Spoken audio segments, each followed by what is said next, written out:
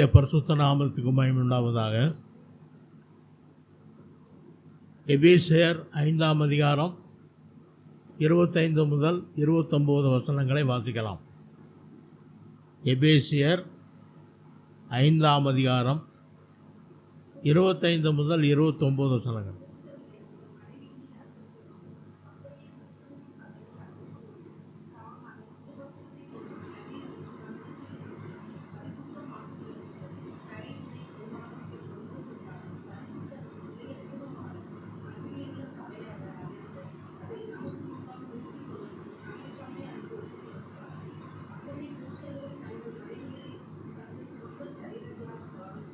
போதும்.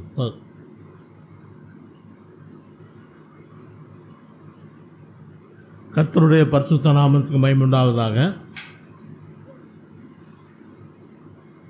இந்த நாளிலே கரைதிரை இல்லாத பரிசுத்தமுள்ள தேவனுக்கு முன்பாக நிற்கிற சபையாய், மகிமையுள்ள சபையாக நாம் காணப்பட வேண்டும் என்பதை குறித்து இந்த நாளில் உங்களோடு பேசும்படியாக விரும்புகிறேன். முதல்ல கரைனா என்ன அப்படின்னா, ஒரு வெண்மையான ஒரு வஸ்திரம் இருக்குன்னு வச்சுங்க, அதில் ஒரு புள்ளி ஒரு மை சிந்திருச்சுன்னு வச்சிங்களேன், அது பளிச்சுன்னு தெரியும். ஏன் அப்படின்னா, வஸ்திரம் என்ன வஸ்திரம்? வெண்மையான வஸ்திரம்.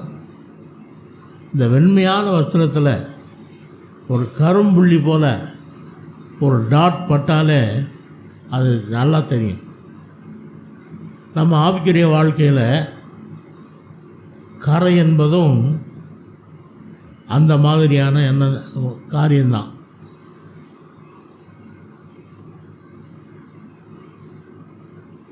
ரெண்டு பேதுரு 2ஆம் அதிகாரம் 13ஆம் வசனம்.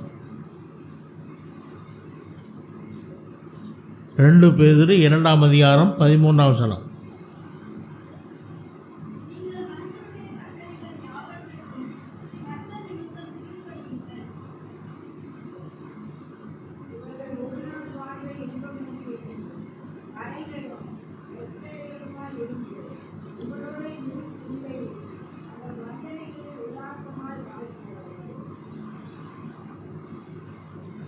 இப்போ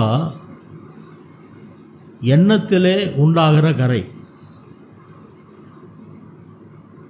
பிலிப்பியர் 4ஆம் அதிகாரம் 8ஆம் வசனம்.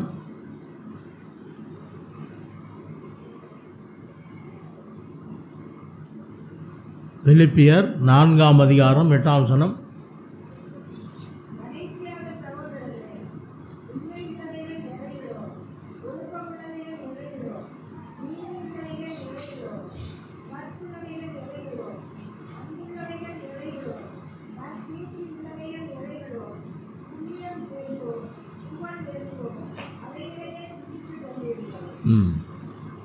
ரெண்டு கொரிந்தியர் 10ஆம் அதிகாரம் 5ஆம் வசனம்.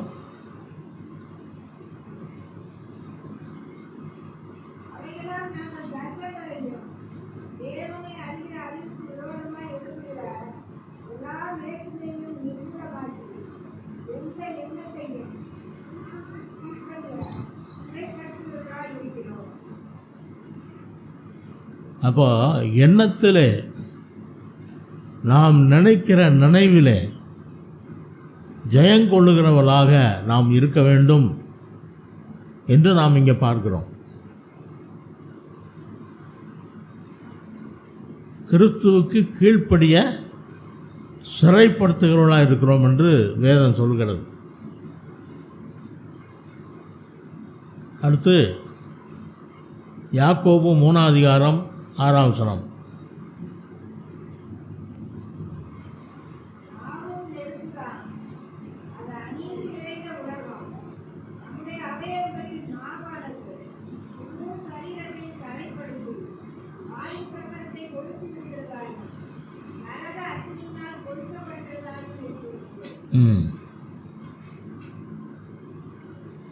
நாவும் நெருப்புத்தான். சின்ன அவயவம்தான், ஆனால் ஒரு சிறிய தீ பெரிய காட்டையே கொளுத்தி விடுகிறது போல இந்த நாவை பயன்படுத்துகிற விஷயத்தில் நாம் கவனமாக இல்லாவிட்டால் பெரிய விளைவுகளை இந்த நாவு உண்டாக்கிவிடும். 2 கொரிந்தியர் 4ஆம் அதிகாரம் 6 முதல் 13 வசனங்கள்.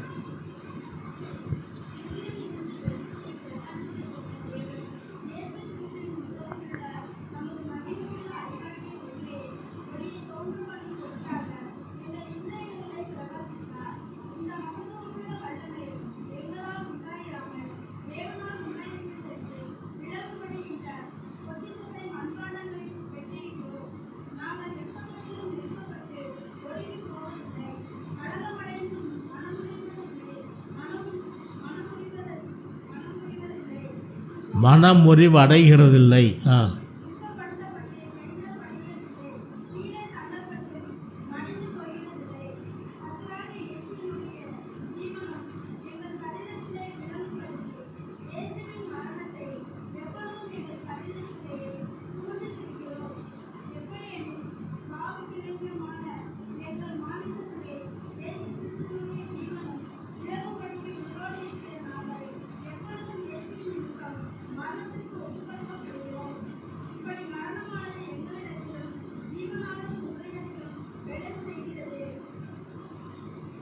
யாக்கோபு 1ஆம் அதிகாரம் 27ஆம் வசனம்.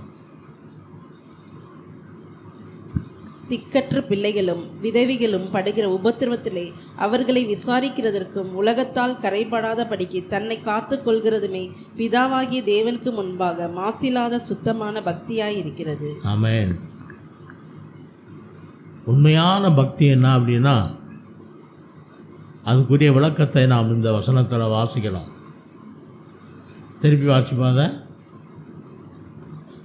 திக்கற்ற பிள்ளைகளும் விதவிகளும் படுகிற உபத்திரவத்திலே அவர்களை விசாரிக்கிறதும் உலகத்தால் கரைபடாதபடிக்கு தன்னை காத்து கொள்கிறதுமே பிதாவாகிய தேவனுக்கு முன்பாக மாசில்லாத சுத்தமான பக்தியாய் இருக்கிறது.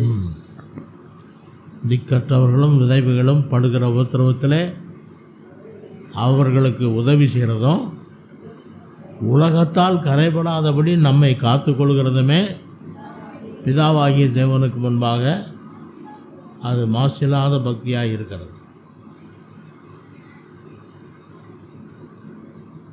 யூதா நிருபம் 11:12. யூதா நிருபம் 11:12.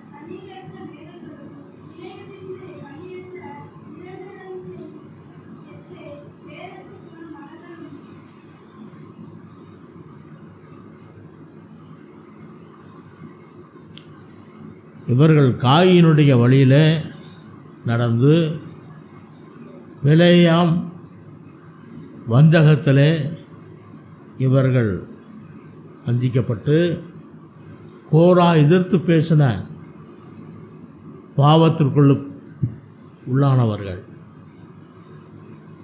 காயினுடைய வழி ஆதியாகமம் 4ஆம் அதிகாரம் 3 முதல் 12 வசனங்களில் வருது, வாசிக்க வேண்டாம்.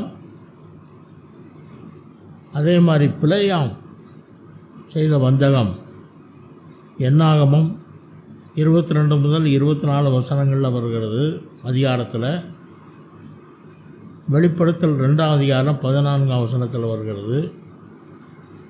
அடுத்து கோரா எதிர்த்து பேசின அந்த பாவத்தை பற்றி என்னாகமம் 16ஆம் அதிகாரத்தில் வருகிறது. இந்த வசனங்களின்படி நம்மை கரைப்படுத்தி கொள்ளாமல் நாம் காணப்பட வேண்டும் என்று ஆண்டவர் சொல்கிறார். அடுத்து திரைனா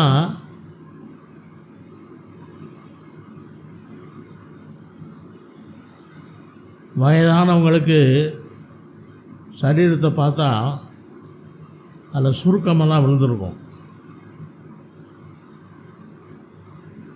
அந்த மாதிரி எதுவும் இல்லாமல் சுருக்கம் அந்த மாதிரி எதுவுமே இல்லாமல் சரீரம் காணப்படுமானால் அது திரை இல்லாத ஒரு சரீரம்.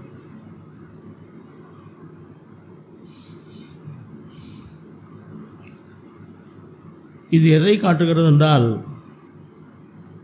பலனை காட்டுகிறது. பலன் உள்ளவர்கள் அப்படி தான் இருப்பாங்க.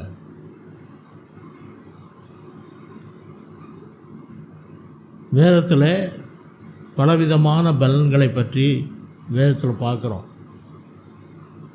ரட்சிப்பின் பலன், பரிசுத்த ஆவியினுடைய பலன், ஊக்கமான ஜபத்தின் பலன், சகோதர ஐக்கியத்தின் பலன்,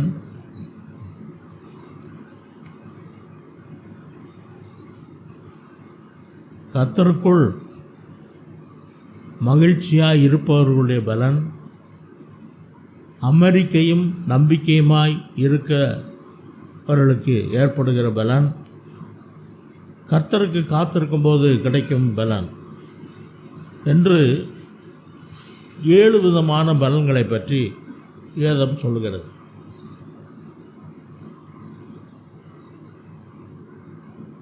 முதல்ல சந்தோஷமாய் இருக்க செய்யும் பலன். 2 கொரிந்தியர் 7ஆம் அதிகாரம் 4ஆம் வசனம் வாசிங்க. 2 கொரிந்தியர் 7:4.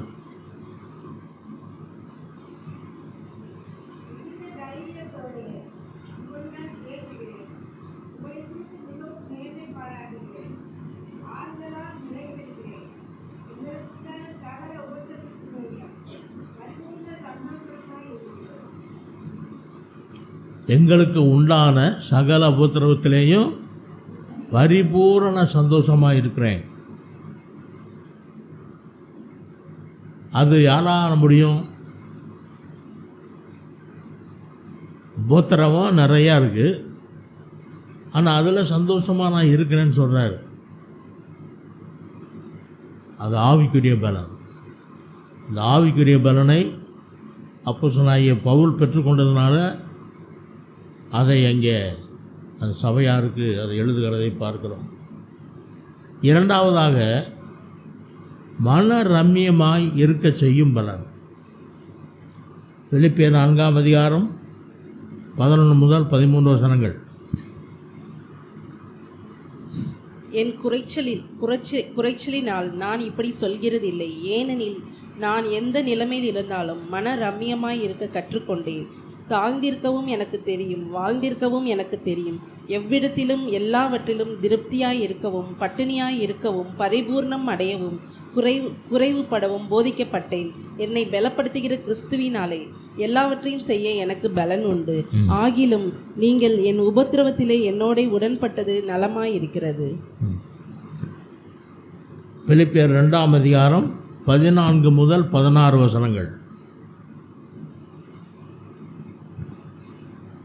நான் வீணாக ஓடினதும் வீணாக பிரயாசப்பட்டதும் இல்லை என்கிற மகிழ்ச்சி கிறிஸ்துவின் நாளில் எனக்கு உண்டாயிருப்பதற்கு ஜீவ வசனத்தை பிடித்து கொண்டு உலகத்தில் சுடர்களைப் போல பிரகாசிக்கிற நீங்கள் கோணலும் மாறுபாடுமான சந்ததியின் நடுவில் குற்றமற்றவர்களும் கபடற்றவர்களும் தேவனுடைய மாசற்ற பிள்ளைகளுமாய் இருக்கும்படிக்கு எல்லாவற்றையும் முறுமுறுப்பில்லாமலும் தர்கிப்பு இல்லாமலும் செய்யுங்கள்.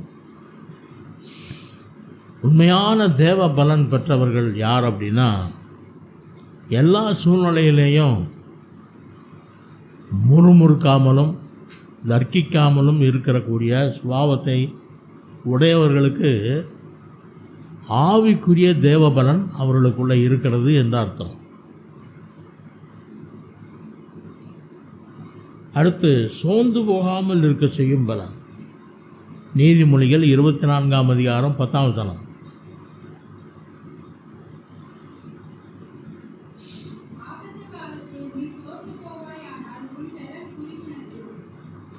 ஆபத்து காலத்தில் சோர்ந்து போவாயானால் உன் பலன் புரிகிறது. ஏசாயா 40:31. ஏசாயா 40:31.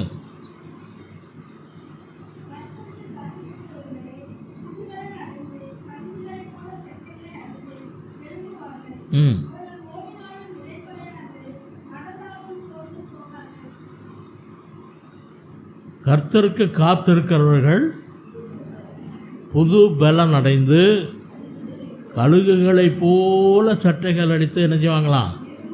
எழும்புவார்கள். அவர்கள் ஓடினாலும் இளைப்படையார்கள், நடந்தாலும் சோர்ந்து போவார்கள். அப்போ கர்த்தருக்கு காத்திருக்கிறவர்களுக்கு ஆண்டவர் கொடுக்கிற தேவ பலன் எப்படிப்பட்ட பலன்னு பாருங்கள். இந்த கழுகுகள் என்ன செய்யும்னா, ஒரு குறிப்பிட்ட நாட்களில் அந்த ஒரு மலையின் மேலேயோ இல்லாவிட்டால் ஒரு குகை மாதிரி இருக்கிற இடத்துலையோ அது போய் அமர்ந்து கொள்ளும். அமர்ந்து அதனுடைய சட்டைகளெல்லாம் அதுவே என்ன செய்யும்னா, தன்னுடைய சட்டைகளையெல்லாம் அப்படியே அந்த இறகுகளையெல்லாம் அது பிடுங்கி பிடுங்கி பிடுங்கி அது போட்டுரும். அப்புறம் திடீர்னு புதிய சிறகுகள் முளைக்க ஆரம்பிக்கும். இந்த புதிய சிறகுகள் முளைக்க ஆரம்பிக்கும் பொழுது இந்த கழுகு என்ன செய்யும்னா, படன்னு அடிச்சுக்கிட்டு அப்படியே வானில் பறந்து போக ஆரம்பிக்கும். அதைத்தான் ஆண்டவர் இங்கே சொல்லுகிறார், கழுகை போன்ற பலன். அடுத்து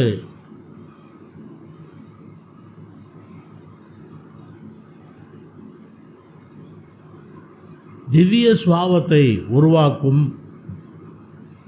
வல்லமை. 2 பேதுரு 1:2-4. 2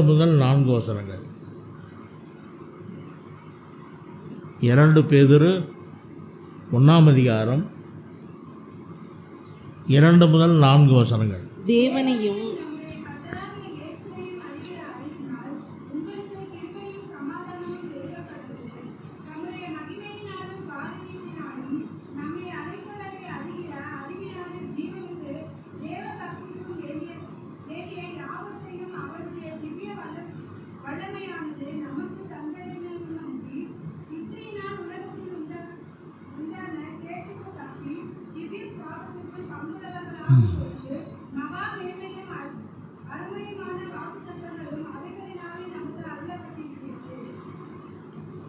இப்போ திவ்ய சுவாபம், டிவைன் நேச்சர், அந்த டிவைன் நேச்சர், அந்த திவ்ய சுவாபம் நமக்குள்ளே உருவாகிறதுக்கு உள்ளான மனுஷனிலே தேவன் ஆவிக்குரிய வல்லமையை நமக்கு என்ன செய்கிறார்? கொடுக்கிறார். அந்த ஆவிக்குரிய வல்லமையிலே நாம் பலப்பட்டு, நாளுக்கு நாள் பலப்பட்டு நாம் என்ன செய்யணும்னா, அந்த திவ்ய சுபாவத்தை உடையவர்களாக நாம் மாற வேண்டும்.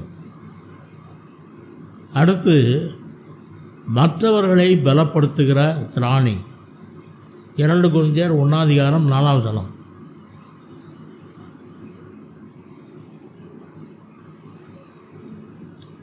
2 கொரிந்தியர் 1:4.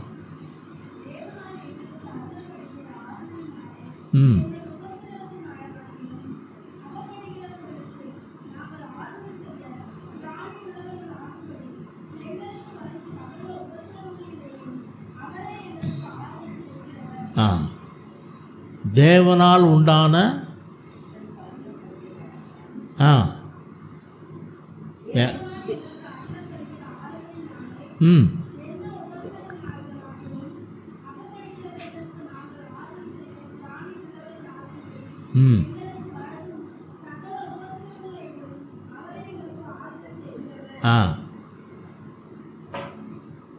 அதாவது இது ரொம்ப முக்கியமான வசனம், எனக்கு ரொம்ப பிடிச்ச வசனம். தேவனால் எங்களுக்கு வருகிற ஆறுதலினாலே எந்த உபத்திரவத்தில் ஆகிலும் எந்த உபத்திரவத்திலாகிலும் அகப்படுகிறவர்களுக்கு நாங்கள் ஆறுதல் செய்ய திராணி உள்ளவர்களாகும்படி எங்களுக்கு வரும் சகல உபத்திரவங்களிலும் அவரே எங்களுக்கு ஆறுதல் செய்கிறவர். அதாவது நிறைய உபத்திரவங்கள் ஆவிக்குரிய வாழ்க்கையில் வருது. இந்த உபத்திரவங்களில் நம்ம பலன் அடையணும் அப்படின்னா முதல்ல அந்த உபத்திரவம் நமக்கு வந்து அந்த உபத்திரவத்திலே நாம் அந்த உபத்திரத்தின் வழியாக சென்று அதிலே பலனடைந்து அதுக்கு பிறகு அதே மாதிரி உபத்திரவத்தில் அகப்படுகிற மக்களை பலப்படுத்துகிற திராணி உள்ளவர்களாக நாம் மாறுகிறது தேவனுடைய விருப்பமும் சித்தமுமாக இருக்கிறது. அதைத்தான் இங்கே சொல்கிறார்.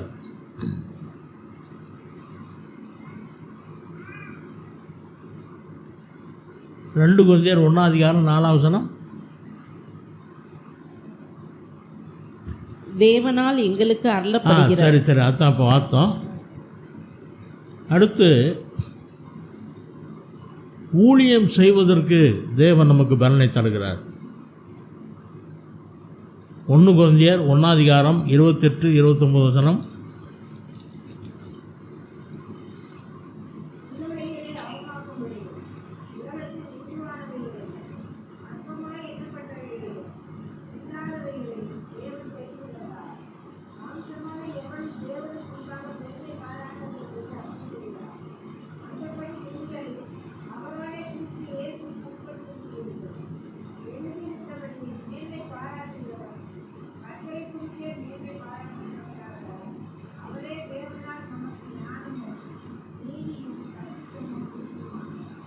எந்த அது வார்த்தமா?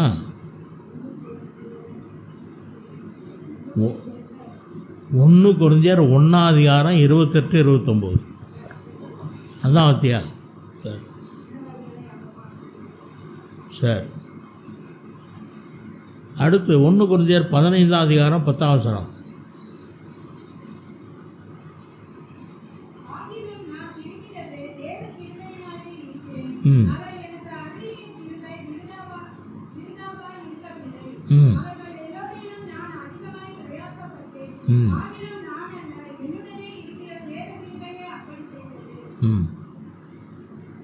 அப்போ என்னை பலப்பட வைத்தது கர்த்தருடைய கிருபை என்று சொல்கிறார். 1 கொரிந்தியர் 9:16-23 வரைக்கும் வாசிக்கலாம். சுவிசேஷத்தை நான் பிரசங்கித்து வந்ததும் மேன்மை பாராட்ட எனக்கு இடமில்லை, அது என்மேல் விழுந்த கடமையாயிருக்கிறது. சுவிசேஷத்தை நான் பிரசங்கியா இருந்தால் எனக்கு ஐயோ, நான் உற்சாகமாய் அப்படி செய்தால் எனக்கு பலன் உண்டு. உற்சாகமில்லாதவனாய் செய்தாலும் உக்கிரான உத்தியோகம் எனக்கு ஒப்புவிக்கப்பட்டிருக்கிறதே, ஆதலால் எனக்கு பலன் என்ன? நான் சுவிசேஷத்தை பிரசங்கிக்கையில் அதை பற்றி எனக்கு உண்டாயிருக்கிற அதிகாரத்தை முற்றிலும் செலுத்தாமல் கிறிஸ்துவின் சுவிசேஷத்தை செலவில்லாமல் ஸ்தாபித்ததே எனக்கு பலன். நான் ஒருவருக்கும் அடிமைப்படாதவனாய் இருந்தும் நான் அதிக ஜனங்களை ஆதாயப்படுத்தி கொள்ளும்படிக்கு என்னைத்தானே எல்லாருக்கும் அடிமையாக்கினேன். யூதரை ஆதாயப்படுத்தி கொள்ளும்படிக்கு யூதருக்கு யூதனைப் போலவும், நியாயப்பிரமாணத்துக்கு கீழ்ப்பட்டவர்களை ஆதாயப்படுத்தி கொள்ளும்படிக்கு நியாயப்பிரமாணத்துக்கு கீழ்ப்பட்டவனைப் போலானேன். நியாயப்பிரமாணம் இல்லாதவர்களை ஆதாயப்படுத்தி கொள்ளும்படிக்கு அவர்களுக்கு நியாயப்பிரமாணம் இல்லாதவனை போலவும் ஆனேன். அப்போ சொன்னாங்க, பவுல் சொல்றதை பாருங்க, எப்படியாயிலும் சிலரை நான் ஆதாயப்படுத்தி கொள்ள வேண்டும், அதுக்காக அவங்க பொங்கலையே போய் அதே மாதிரி நான் என்னை மாற்றிக்கொண்டு அந்த சுவிசேஷத்தை அறிவித்து அவளை ஆதாயப்படுத்தினேன் என்று சொல்கிறார். 2 கொரிந்தியர் 8:1-2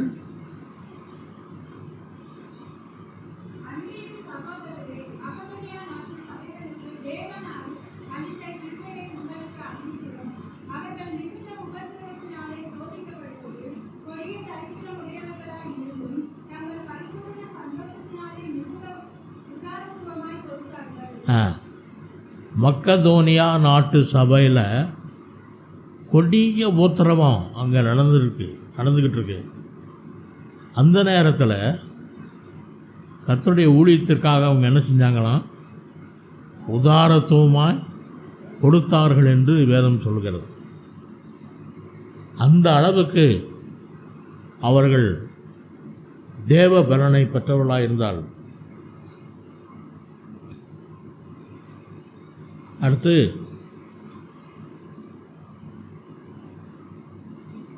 வாழ்க்கையிலே திவ்ய உண்மையோடு நடக்க செய்யும் பலன். 2 கொரிந்தியர் 1:12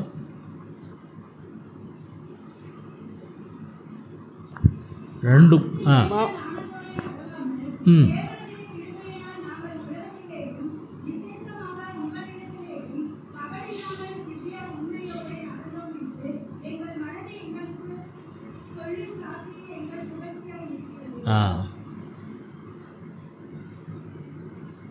நாங்கள் உண்மையாக நடந்தோம்னு சொல்லி வேறு சாட்சி இல்லை, எங்கள் மனதே எங்களுக்கு சொல்லும் சாட்சியே எங்களுக்கு புகழ்ச்சியாக இருக்கிறதுன்னா 1 தெசலோனிக்கேயர் 2:10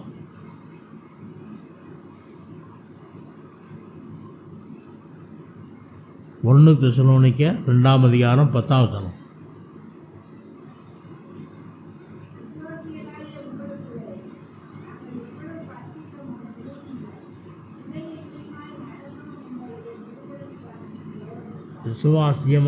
விசுவாசிகளாகிய உங்களுக்குள்ளே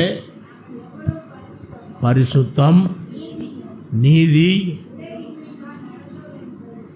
பிழையின்மையமாய் நடந்து என்பதற்கு நீங்களும் சாட்சி, தேவனும் சாட்சி. ரொம்ப ஆச்சரியமாக இருக்குல்ல? நீங்களும் சாட்சி, தேவனும் சாட்சி அப்படின்னு சொல்கிறார் அப்போஸ்தலனாகிய பவுல்.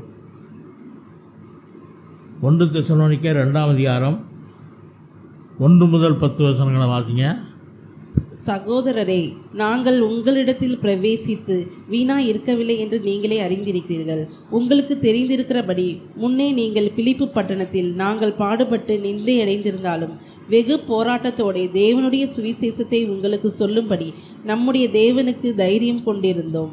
எங்கள் போதகம் வஞ்சகத்தினாலும் துராசையினாலும் உண்டாகவில்லை, அது கபடமுள்ளதாயும் இருக்கவில்லை. சுவிசேஷத்தை எங்களிடத்தில் ஒப்புவிக்கத்தக்கதாய் தேவன் எங்களை உத்தமன் என்று எண்ணும்படியே நாங்கள் மனுஷருக்கு அல்ல, எங்கள் இருதயங்களை சோதித்தருகிற தேவனுக்கே பிரியமுண்டாக பேசுகிறோம்.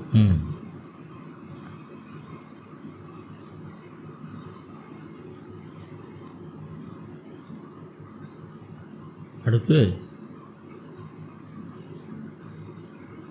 பரிசுத்தமுள்ள சபையாய் இருந்தது தெசலோனிக்கே சபை.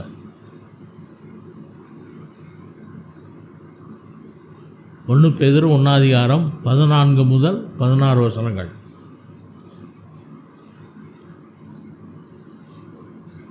1 பேதுரு 1:14 முதல் 16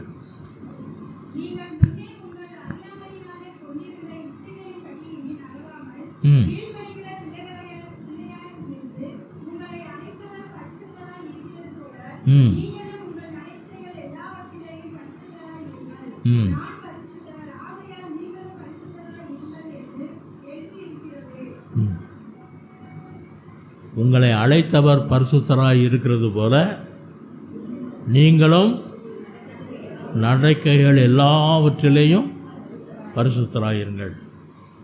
லேவியராகமம் 20:26 லேவியராகமம் 20:26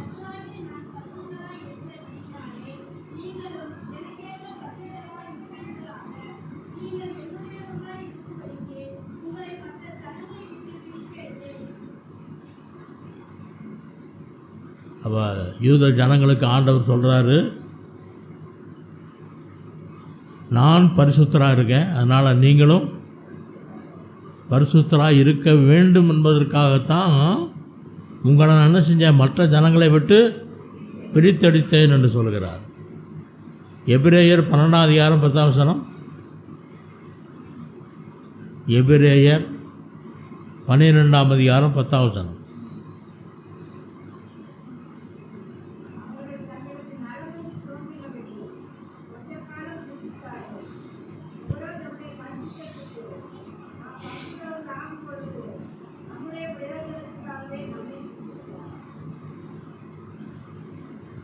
பரிசுத்தவான்களாக நாம் மாற வேண்டும் என்பதற்காகவே நம்முடைய வாழ்க்கையிலே சில சிட்சைகள் வருகிறது. அந்த சிட்சைகளை தேவன் அனுமதிக்கிறார். ஏன்னா நாம் பரிசுத்தமாகணும் அப்படின்னு விரும்புகிறார். அதுக்கு அந்த சிட்சைகள் உதவியாக இருக்கிறது. சரி, 1 தெசலோனிக்கர் 5ஆம் அதிகாரம் 23ஆம் வசனம். 1 தெசலோனிக்கேயர்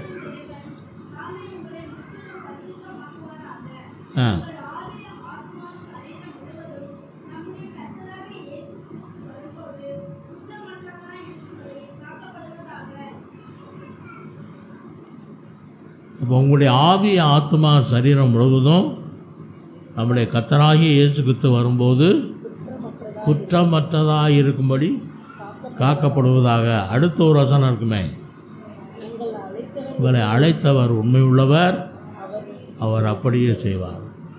இப்போ நம்முடைய வாழ்க்கையில் நாம் எப்படியாயிலும் பரிசுத்தம் ஆயிரணும் அப்படின்னு சொல்லி தேவன் சில நேரங்களில் நம்முடைய வாழ்க்கையில் பரீட்சைகளை அனுப்புகிறார். அந்த பரீட்சை எதுக்குன்னா நம்ம தேரணுங்கிறதுக்காகத்தான் அந்த பரீட்சை. பரீட்சை 3 தடவை வைக்கிறாங்க. பரீட்சை, அரை பரீட்சை, முழு பரீட்சை. எதுக்காக?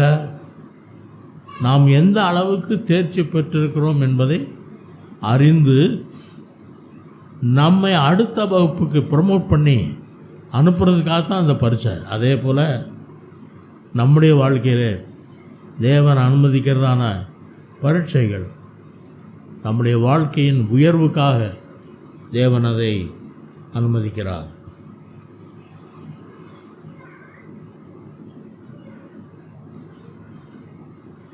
பிழையற்ற பரிசுத்தம்னு ஒன்று இருக்குது. அது எனக்கு ரொம்ப பிடித்த வசனம். 1 தெசலோனிக்கர் 3ஆம் அதிகாரம் 12-13 வசனங்கள். நாங்கள் உங்களிடத்தில் வைத்திருக்கிற அன்பு கொப்பாய் நீங்களும் ஒருவரிடத்தில் ஒருவர் வைக்கும் அன்பிலும் மற்ற எல்லா மனுஷரிடத்தில் வைக்கும் அன்பிலும் கர்த்தர் உங்களை பெருகவும் நிலைத்தோங்கவும் செய்து இவ்விதமாய் நம்முடைய கர்த்தராகிய இயேசு கிறிஸ்து தமது பரிசுத்தவான்கள் அனைவரும் கூட வரும்போது நீங்கள் நம்முடைய பிதாவாகிய தேவனுக்கு முன்பாக பிழையற்ற பரிசுத்தம் உள்ளவர்களாய் இருக்கும்படி உங்கள் இருதயங்களை ஸ்திரப்படுத்துவாராக. அடுத்து இல்லையா? சரி, அப்போ பிழையற்ற பரிசுத்தம் அப்படின்னா என்ன? எல்லா மனுஷரோடும் சமாதானமாக இருக்கிறதும் பரிசுத்தத்தை காத்து கொள்கிறதும், இதுதான் பிழையற்ற பரிசுத்தம்னு வேதம் சொல்லுது. திருப்பி அந்த வசனத்தை வாசித்தா கொஞ்சம் நல்லா இருக்கும்னு நினைக்கிறேன். 1 தெசலோனிக்கர் 3ஆம் அதிகாரம் 12-13. நாங்கள் உங்களிடத்தில் வைத்திருக்கிற அன்பு கொப்பாய் நீங்களும் ஒருவரிடத்தில் ஒருவர் வைக்கும் அன்பிலும் மற்ற எல்லா மனுஷரிடத்தில் வைக்கும் அன்பிலும் கர்த்தர் உங்களை பெருகவும் நிலைத்தோங்கவும் செய்து இவ்விதமாய் நம்முடைய கர்த்தராகிய இயேசு கிறிஸ்து தமது பரிசுத்தவான்கள் அனைவரும் கூட வரும்போது நீங்கள் நம்முடைய பிதாவாகிய தேவனுக்கு முன்பாக பிழையற்ற பரிசுத்தம் உள்ளவர்களாய் இருக்கும்படி உங்கள் இருதயங்களை ஸ்திரப்படுத்துவாராக.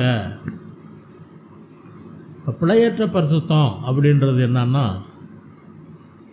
ஒருவர் மேல் வைக்கிற அன்பு கொஞ்சம் கூட குறையக்கூடாது. அதே மாதிரி மற்ற எல்லா மனுஷரிடத்திலும் வைக்கும் அன்பு இது பெருகணும், நிலைத்து நிற்கணும். அப்படி இருந்தால் அதுதான் பிழையற்ற பரிசுத்தம். அந்த பரிசுத்தத்துக்கு நம்ம ஒவ்வொருத்தரும் வரணும்னு ஆண்டவர் எதிர்பார்க்குறார்.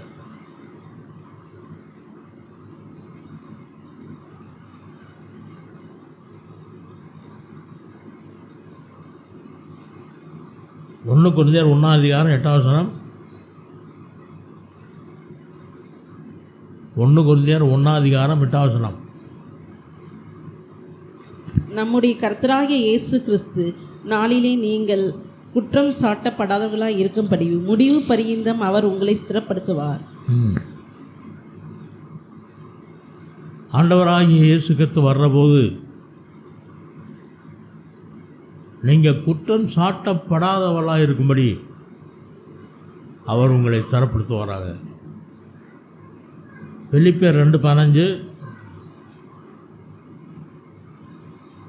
பிலிப்பியர் 2:15.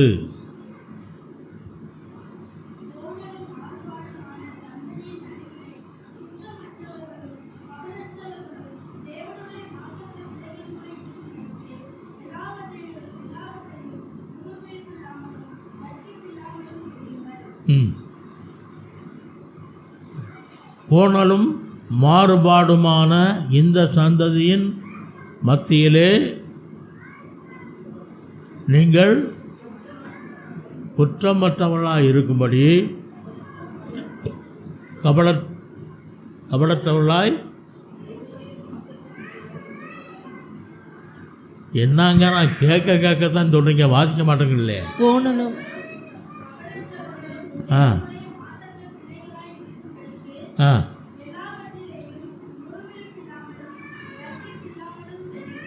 எல்லாவற்றையும் முறுமுறுப்பு இல்லாமலும் தர்க்கிப்பு இல்லாமலும் செய்யுங்கள்.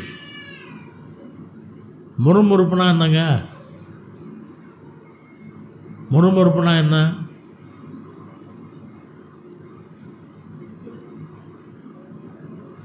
மன அதுதான் என்னது? முறுமுறுப்பு. அடுத்து என்ன? தர்க்கிப்பு. தர்க்கிப்புனா என்ன தெரியுமா? தோணன்றதுதான் என்னது? தர்க்கிப்பு. முறுமுறுப்பு தர்க்கிப்பு இல்லாமல் அப்படி இருந்தால் நாம் கபடற்றவர்களாய் மாற முடியும். 1 தெசலோனிக்கர் 5:23.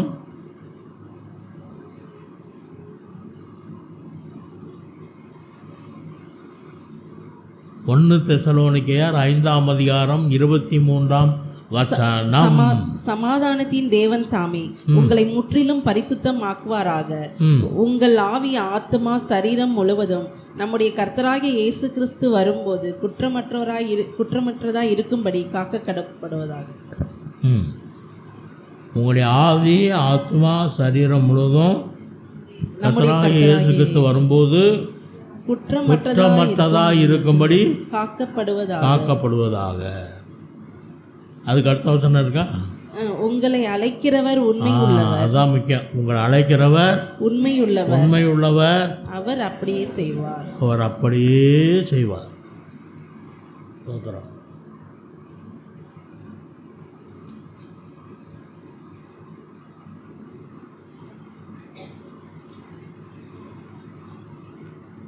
அடுத்து மகிமையுள்ள சபையாக நம்மை நிறுத்த வேண்டும் என்று தேவன் விரும்புகிறார். இந்த மகிமை அப்படிங்கிற வார்த்தைக்கு 3 அர்த்தம் இருக்குது. 1 பிரகாசம்னு ஒரு அர்த்தம், 2 வல்லமை, அற்புதம் அப்படிங்கிற ஒரு அர்த்தம், 3வது தேவ சாயல் என்கிற ஒரு அர்த்தம்.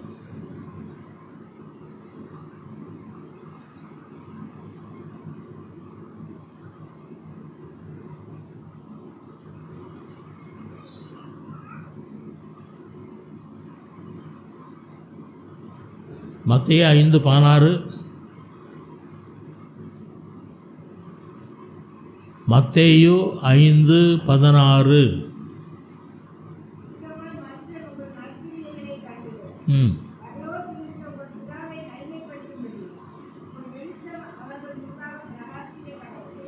உங்கள் வெளிச்சம் அவர்கள் முன்பாக பிரகாசிக்க கடவுது. அப்போஸ்தலர் 9ஆம் அதிகாரம் 36ஆம் வசனம்.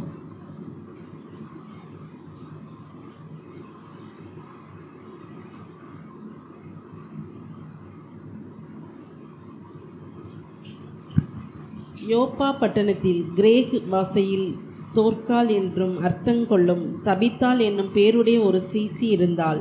அவள் நற்கிரியைகளை செய்யும் தர்மங்களையும் மிகுதியாய் செய்து கொண்டு வந்தாள். அந்நாட்களில் அவள் வியாதிப்பட்டு மரணமடைந்தாள். அவளை குளிப்பாட்டி மேல் வீட்டிலே கிடத்தி வைத்தார்கள். யோப்பா பட்டணம் லீத்தா ஊருக்கும் சமீபமானபடியினாலே பேதுரு அவ்விடத்தில் இருக்கிறார் என்று சீசர்கள் கேள்விப்பட்டு தாமதமில்லாமல் தங்களிடத்தில் வரவேண்டும் என்று சொல்லும்படி 2 மனுஷரை அவனிடத்திற்கு அனுப்பினார்கள். பேதுரு எழுந்து அவர்களுடனே கூட போனான்.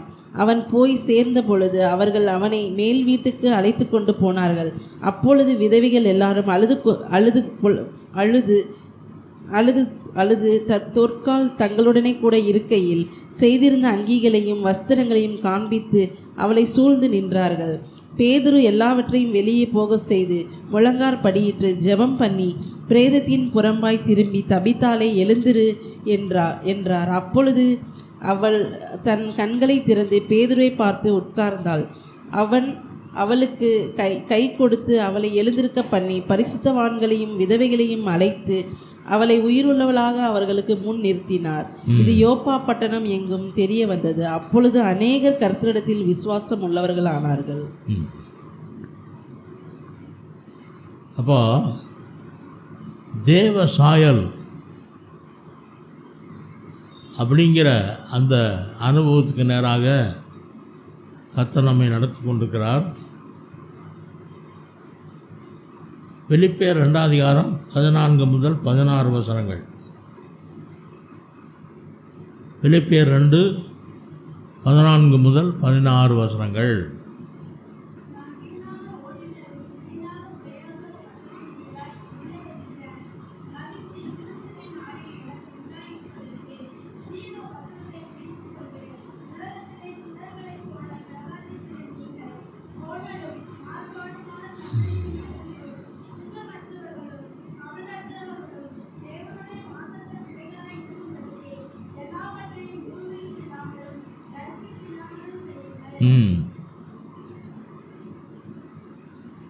இந்த முறுமுறுப்பு தர்க்கிப்பு எல்லா வீட்லேயும் இருக்குது. இல்லைன்னு யாரும் சொல்ல முடியுமா? அதுக்கு நான் ஒரு பேர் வச்சுருக்கேன். என்ன தெரியுமா? முறுமுறுப்புன்னா என்ன, தர்க்கிப்புனா என்ன? முறுமுறுப்புனா மொன, தர்க்கிப்புனா தொண, மொன, இது இல்லாத வீடே இல்லை. எல்லா வீட்லையும் இருக்கு. ஆனால் இவைகளை ஜெயங்கொண்டு ஒரு அமைதலான வாழ்க்கை வாழ வேண்டும் என்று தேவன் விரும்புகிறார்.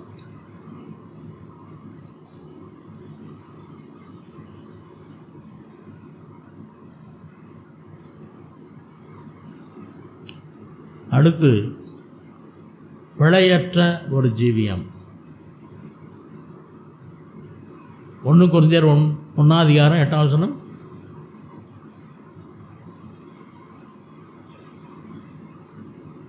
கொரிந்தியர் 1ஆம் அதிகாரம் 8ஆம் வசனம்.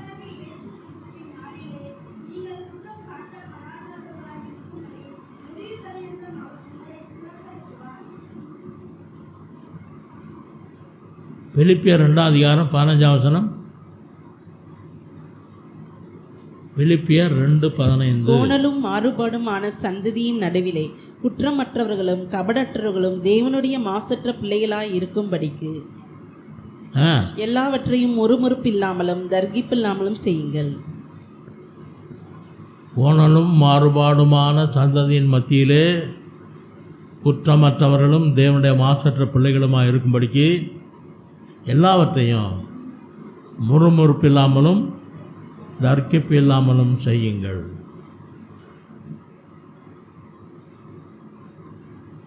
உங்களை அழைத்தவர் உண்மையுள்ளவர், அவர் அப்படியே செய்வார். ஆண்டவருடைய பரிபூர்ண சித்தம் நாம் இந்த உலக வாழ்க்கையில் இருக்கும்போதே